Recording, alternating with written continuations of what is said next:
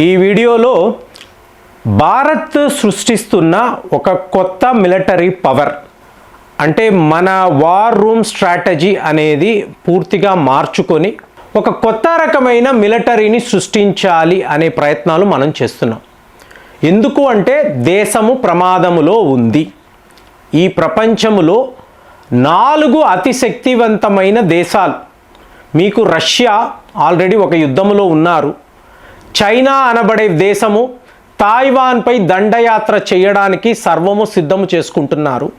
ఇక అమెరికా ఒక అతిపెద్ద యుద్ధము చేయబోతున్నట్టుగా వార్తలు, వాళ్ళ డిపార్ట్మెంట్ ఆఫ్ వార్ వాళ్ళ అధికారులు స్వయంగా చెప్తున్నారు. మనకు కనిపిస్తుంది కూడా అమెరికా యొక్క యుద్ధ వాతావరణం మనం చూస్తున్నాం.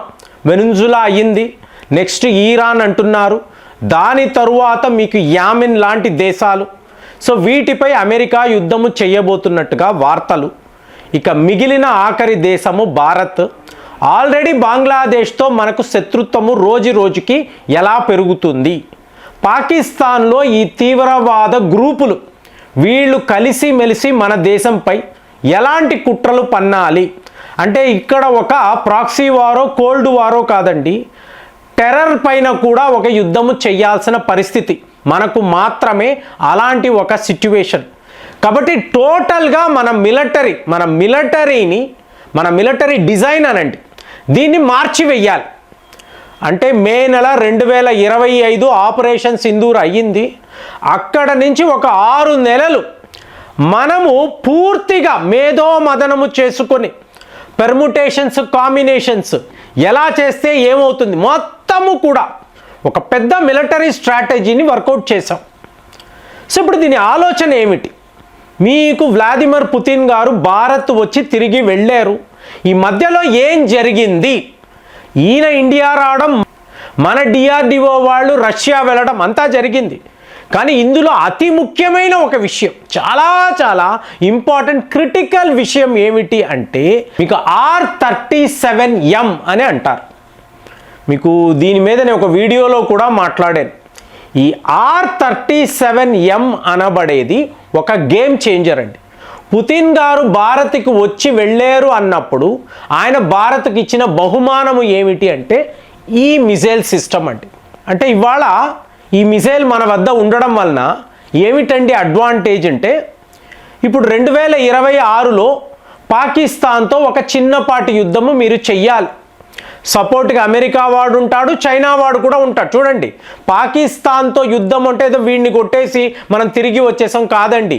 మీరు అమెరికాను ఎదుర్కోవాలి, చైనాను ఎదుర్కోవాలి. సో అలాంటి సిట్యువేషన్లో మీ వద్ద ఎలాంటి ఆయుధాలు ఉండాలి, ఎంత పవర్ఫుల్ వెపన్స్ ఉండాలి అంటే వీళ్ళు ఎవరూ కూడా, ఇప్పుడు మీరు గుర్తుపెట్టుకోండి ఫ్రెండ్స్, భారత్ ఒక న్యూక్లియర్ పవర్. ఇప్పుడు వీళ్ళు చెప్తున్నట్టుగా నేరుగా ఒక డెల్టా ఫోర్స్ని తీసుకువెళ్ళి మీకు ప్రెసిడెంట్ యొక్క భవనంలోకి మీకు ఆ వాహనాన్ని దింపి అతన్ని తీసుకొని అమెరికా రావడం ఎందుకు?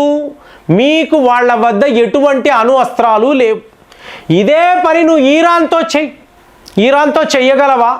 వాళ్ళు దాచిపెట్టిన అణు అస్త్రాలతో అమెరికా మీదే దాడులు అంటే వాడు ఎలాగో పోతాడు, కానీ దానికి ముందు అమెరికాను పూర్తిగా నాశనం చేస్తాడు. కాబట్టి అమెరికా వాడు ఆలోచిస్తాడు. అదే భారత్ అనుకోండి, ఇది ఒక న్యూక్లియర్ పవర్, అంటే ready to use nuclear weapons మన వద్ద ఉంటాయి. ఇప్పుడు పాకిస్తాన్ లాగా నా వద్ద కూడా అణు అస్త్రాలు ఉన్నాయంటాడు, కానీ అమెరికా వాడి వద్దే మీకు కీ ఉంటుంది. వాడి వద్ద వీడు పర్మిషన్ తీసుకోవాలి. మనము అలా కాదు. మనము తలుచుకుంటే ఎవడి మీదైనా, ఇదేదో పాకిస్తాన్ మీకు చైనా అమెరికా మనకు లెక్క ఉండదండి, తేడా ఉండదు. కొట్టాలంటే కొట్టేస్తాం. ఒక్క రష్యాను తప్పించి ఎవరి విషయంలో మనం భయపడం. కాబట్టి ఇప్పుడు మనం ఏం ఆలోచిస్తున్నాము? ఒక యుద్ధము వచ్చింది, ఇది చిన్నపాటి యుద్ధము అనండి, పెద్ద యుద్ధము అనండి, వచ్చినప్పుడు ఎంత వేగంగా ఈ యుద్ధాన్ని ఫినిష్ చేయాలి. ఎందుకంటే మనకు డిఫెన్స్ బడ్జెట్ ఎంత ముఖ్యమో జీడిపి కూడా అంతే ముఖ్యం.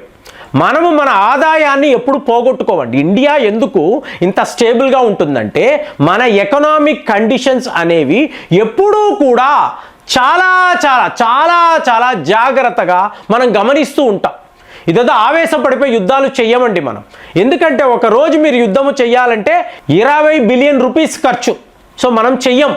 ఒకవేళ చేయాల్సి వస్తే మనం ఏం చేస్తాము, యాజ్ ఎర్లీ యాజ్ పాసిబుల్ ఆ యుద్ధాన్ని ఫినిష్ చేస్తాం.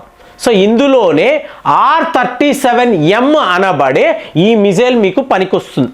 దీన్ని ఏం చేస్తామండి, మనము ఒక 300 మిజైల్స్ రష్యా వద్ద కొంటున్నాం. చూడండి ఫ్రెండ్స్, మన వద్ద బ్రహ్మోస్ ఉంది, ఆకాష్ ఉంది, అలాగే మనం పినాకా లాంటి రాకెట్ సిస్టమ్స్ వాడతాం. ఇంకా చెప్పాలంటే అగ్ని సిరీస్, పృథ్వీ సిరీస్ ఇన్ని ఉండగా రష్యా వద్ద 300 R-37 మిజైల్స్ కొంటున్నాం. ఎందుకు?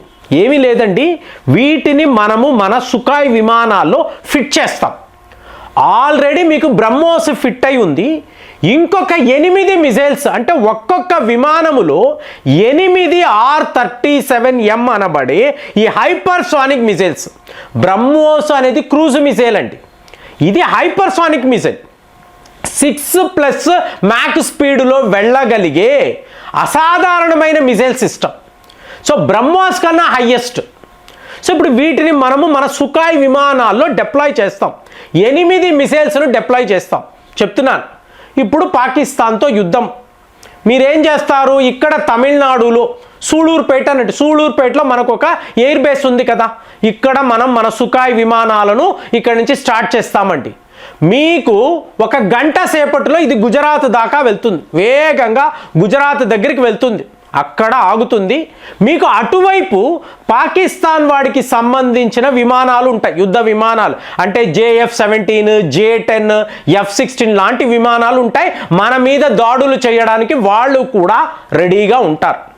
ఈ సినారియోలో మన ఈ సుఖాయ్ విమానము గుజరాత్ దాటి పాకిస్తాన్లోకి వెళ్ళదండి. చూడండి ఎందుకు ఈ ఆయుధాలు, మోడర్న్ వార్ఫేర్లో ఇవన్నీ ఏంటి. సో ఇక్కడ ఉండే గుజరాత్ నుంచే మనము ఒక బటన్ నొక్కేమో అనుకోండి, ఈ 8 R-37M అనబడే హైపర్సానిక్ మిజైల్స్ క్షణాలలో మీకు పాకిస్తాన్లోకి వెళ్ళి అక్కడ ఉండే విమానాలను పూర్తిగా ధ్వంసము చేయగలం. అంటే మీరు ఒక 5 సుఖాయ్ విమానాలు తీసుకువెళ్ళి 40 మిజైల్స్, హైపర్సానిక్ మిజైల్స్ పాకిస్తాన్ వాడిపై వాడేరు అనుకోండి, మీకు ఏకంగా 5x8 40 పాకిస్తాన్ విమానాలు అక్కడికక్కడ బూడిదైపోతాయి. ఇక బంగ్లాదేశ్ అన్నారు అనుకోండి, వాళ్ళ వద్ద ఉండే యుద్ధ విమానాలే 40. అంటే మీరు 10 నిమిషాలలో బంగ్లాదేశ్ యొక్క స్టోరీని ఫినిష్ చేసేస్తారు. ఇక ఇటు పాకిస్తాన్ వైపు వచ్చారు అనుకోండి, మీకు అమెరికా వాడిచ్చిన F-16 విమానాలు ఎన్ని ఉన్నాయి, చైనా వాడిచ్చినవి ఎన్ని, టోటల్ లెక్కగట్టి ఒకవైపు గుజరాత్ అంటాము, ఇంకొక వైపు LOC అంటాము, నేరుగా వెళ్ళి అక్కడ నుంచి మీకు R-37 హైపర్సానిక్ మిజైల్స్ వాడితే పాకిస్తాన్ స్టోరీ మీకు ఫినిష్.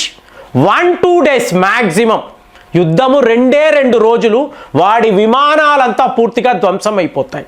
ఇక ఇంతకు మించి కావాలి అంటే సుదర్శన చక్రాన్ని వాడతాము. వాడి వద్ద ఉండే air born early warning system విమానాలు అనుకోండి, వాటిని కూడా, అంటే R-37 యొక్క రేంజ్ ఎంత అండి, 400 కిలోమీటర్స్. అదే బ్రహ్మోస్ అన్నారంటే 290 కిలోమీటర్స్. సో బ్రహ్మోస్ ఏం తక్కువ తినలేదు, కానీ దానికి మించి ఈ R-37 అనబడే మిజైల్, హైపర్సానిక్ మిజైల్ టోటల్గా పాకిస్తాన్, బంగ్లాదేశ్ లాంటి దేశాలను పూర్తిగా బూడిద చేయగలదండి. కాబట్టే ఇవాళ 300 మిజైల్స్ మనం కొంటున్నాము. పుతిన్ గారు భారత్కి ఇచ్చిన అతిపెద్ద బహుమతి ఏమిటంటే ఇదే. ఇది ఉండగా, మీకు ఇలాంటి ఒక అస్త్రము ఉండగా పాకిస్తాన్, బంగ్లాదేశ్తో మన యుద్ధము మ్యాక్సిమం 1 or 2 డేస్ అయిపోతుంది. సో ఇదే మన యొక్క న్యూ మిలిటరీ స్ట్రాటజీ.